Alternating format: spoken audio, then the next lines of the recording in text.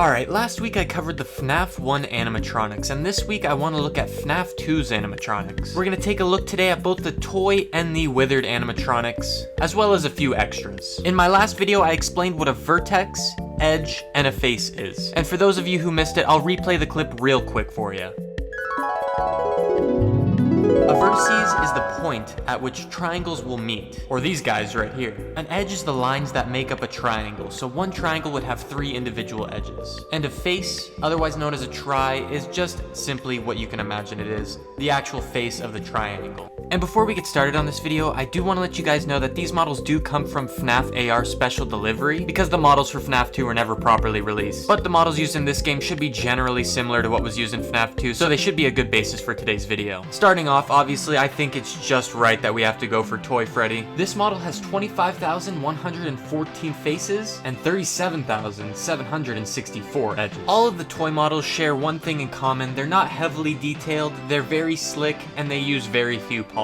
Very rounded, very friendly looking, and don't use too many textures. They utilize many solid colors and generally look pretty good. If you focus in on the arms and the legs, you see they're much shorter than the other models from FNAF 1 and the Withered animatronics as well from this game. These animatronics go for more of a stubby, plump vibe, and definitely show that they're much more child-friendly than the other models used in this game. If you take a look at Freddy's feet, you see they do a really good job at actually making it somewhat realistic in how they balance this animatronic. With such a big gut, it would be hard to keep this animatronic standing upright, but with big ballast of feet like that at the bottom, it makes it a little bit more believable. You can see his classic little bow here. It uses few polys actually, and does look a little chunky, but other than that, it's classic Freddy. And then we'll move on to Bonnie, who has a very similar design as before, using the same kind of arm and leg style, remaining very smooth and softened out, while also being a different model entirely. I mean, if you look at this one and you look at Freddy's, you'll see this model is a lot thinner than Freddy's, but for some reason does use quite a few more polys. This model has 26,846 faces and 40,275 edges. As we see, the model does use polys sparingly but effectively. The only real textures that are being utilized aside from slight deviation grunge textures are the eye textures here. And if we zoom up even closer, you can see the eyelashes are individually modeled with polys. It does have a nice robotic element though, still leaving out little parts of metal showcasing that it is still a animatronic robot.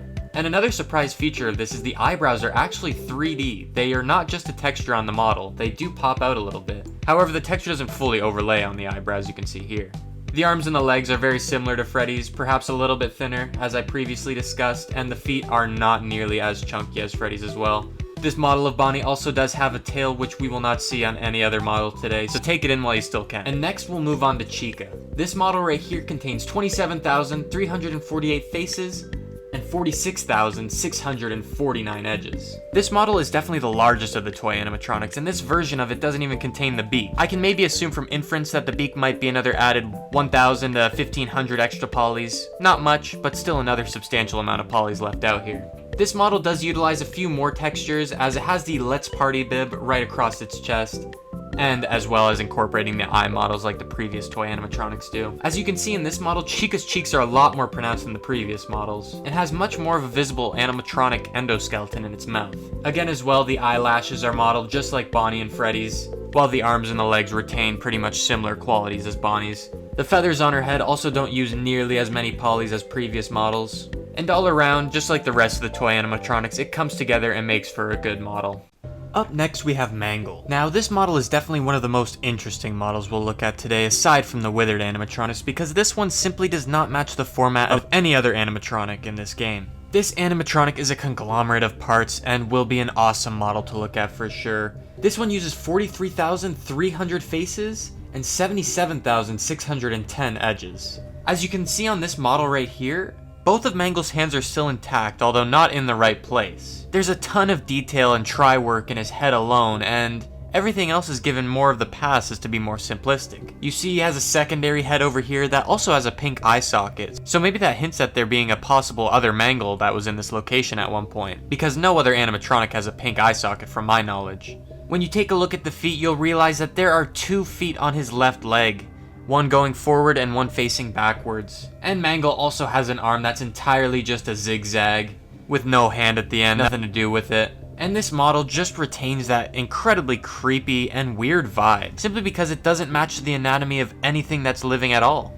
But in the games, as you might know, it still charges at you just like it would be if it was living. Moving on to Balloon Boy, who is the bridge between toy animatronic and normal animatronic. This guy right here is made up of 18,258 faces and 27,488 edges. Balloon Boy holds his balloon and his sign that also says balloons. And if you take a look at the sign here, you'll notice there's not too many polys utilized on this, which definitely keeps the poly count down. The edges remain smooth while still not utilizing a ton of tries, but this model still holds a lot of good details. If you look at the propeller on his hat, you'll see there is a little bit of poly work done on these curves, making it a little bit more fine. And we can take a look at his balloon here and see that this as well doesn't use too many polys. An interesting thing about this is the balloon sign that's held in his opposite hand is fully encased by his hand, but the balloon sort of free floats in the middle here. That's just something pretty interesting you wouldn't see normally in the game. This model also utilizes a lot of unique textures too, like the balloon, his shirt, his hat, the sign, and it all comes together really nicely in this model. And another interesting fact is that the buttons on his shirt are also just textures. As you zoom in here, you can see there's absolutely no 3D elements to the buttons whatsoever. He still retains those toy animatronic cheeks, but doesn't quite fit in my opinion. Up next, we're gonna get into the puppet. This model does not contain many tries or edges at all, only sitting at 16,884 faces and 26,361 edges. A very simplistic model, not overcompensating with polys to make rounded edges. A lot of the work is done in the details here, and this model I think is kept pretty simple to keep that eerie aspect within it. There is a lot of rusted texture work here, as well as the buttons being also textures, just like the Balloon Boy model. The cuffs on the wrists are also textures, as well as the mask. There is a decent amount of poly work in here, but a lot of the story in the puppet is told through textures alone. As we can see here, there really is nothing behind the mask at all. If we kind of peek behind the skin here, you really see that it's just the same texture as the rest of his body. This animatronic also doesn't have any feet, just ending in simple tips, as a standard puppet would, right? And its arms only expand into 3 weirdly tipped fingers, just adding more and more elements to the creepiness of this animatronic puppet. But even though this model is very sparing on polys, it's still a very cool model to take a look at. The shoulders do come out a bit weirdly, but I guess you'd never really notice that in-game, especially not as he's jumping towards you at 50 miles per hour. Now we get to get into the really detailed animatronics. The withered animatronics. These animatronics use a lot of textures and a lot of polys. Although surprisingly remaining around the same general area of polys, these guys do utilize them in a much more efficient way to give a much creepier vibe and essence. As we take a look here at Withered Freddy, we can see that he has 33,187 faces and 50,144 edges. There is a ton of detail here. As we look closer at the eyes, you can see the endoskeleton beneath the mask, the detail that went into the eye sockets themselves, and the texture of the eyes being utilized again. Again, if we take a look at the back of the mask here, we can see through to the endoskeleton's skull. A very cool little hidden detail that you can only really see like this if you get super up close. The wires that drape down from his arm are also modeled very nicely, utilizing polys very efficiently. And as you can see, there's a lot of exposed areas in this model as well, since there was such a decay with the withered animatronics. You can really see all the different skeletal parts of these animatronic, like the arms, the legs, the wires. There also appears to be a slight little hiccup on the back leg here. I don't know if this was intentional, but this kind of looks like missing polys right here. You can see how it squares off perfectly with the other remaining polys, so it kind of makes me wonder if this was supposed to be a real tear or if this was just an accident. And although it deviates a little bit from the FNAF 1 model, it still retains that original scary Freddy vibe, and in my opinion looks super dope.